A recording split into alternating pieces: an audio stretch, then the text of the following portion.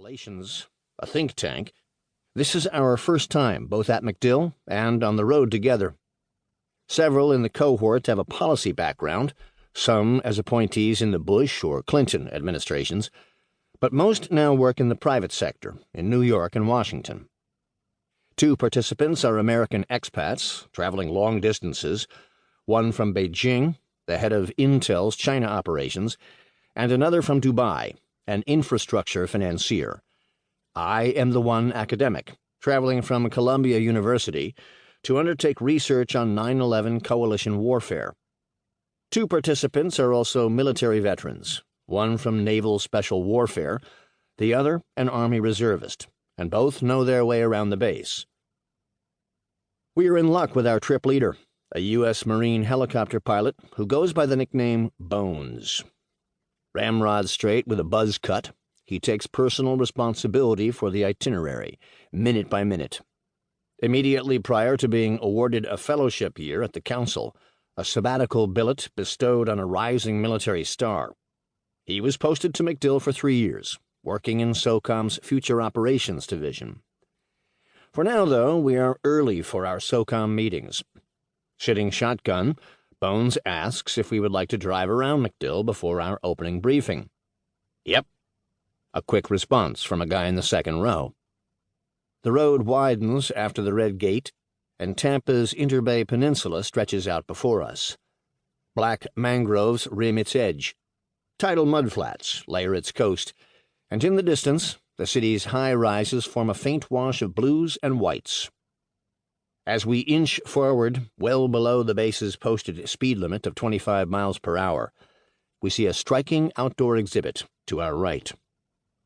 Anchored into the ground is a half-century of artifacts of MacDill's past, World War II and the Cold War.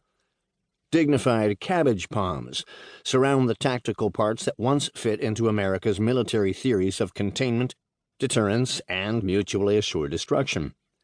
On display are a chronology of MacDill's air power. Its liberators that once patrolled the Gulf of Mexico in search of Nazi U-boats. Its B-26s for the bombardment of Hitler's Europe and Emperor Hirohito's Pacific.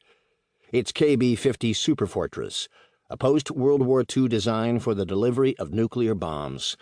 And its Cold War breakthrough, the supersonic Phantom to tangle with Soviet MiGs. Despite the empty hardscape in the static display, suggesting that its 20th century planners expected the visual index of air power to continue, the exhibit has not been brought up to date. Operations after 1991, from Desert Storm to Joint Endeavor, from Enduring Freedom to New Dawn, are not represented. Including a Predator or a Reaper would show a progression of sorts of the increased use of aerial vehicles without onboard pilots. But neither is lodged in the concrete here. Displaying an F-35 would show a leap in stealth fighters, but with an average price tag of well into 9 figures, even a stripped-down shell would be costly to place. Here is a time capsule of a sort, with its last additions from the Cold War. We then move alongside a narrow asphalt strip that is filled with early morning runners, fit and fast. Following their loop around the bay, about a half-mile up that path, we pass a golf course and what looks to be a giant golf ball. It's actually a bit of MacDill's mission that the bright white geodesic dome covers connectivity from these headquarters to their forces downrange, provided by this AN-GSC-39 satellite terminal and its 40-foot parabolic antenna.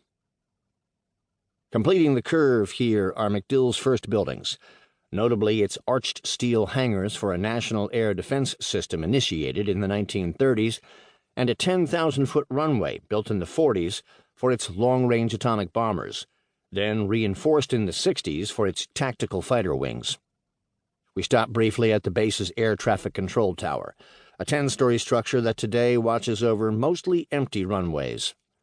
On the flight line are the base's few dedicated aircraft, 8 KC-135 Stratotankers, rather clunky aerial gas stations about the size of commercial jetliners, 3 WP-3D Orions, weather planes also known as Hurricane Hunters, and 2 C-37As.